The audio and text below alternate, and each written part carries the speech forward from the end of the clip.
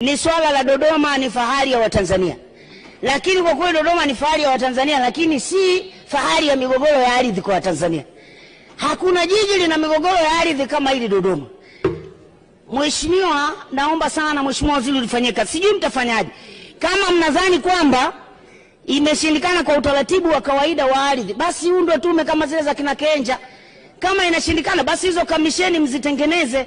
Kwa kweli watu wa Dodoma wamekuwa loyo kwa serikali hii na serikali zote na serikali ya Chama cha Mapinduzi, lakini namna ambavyo tunabanana nao kila siku wameandamana kwenye ofisi za mipango miji inatusikitisha sana.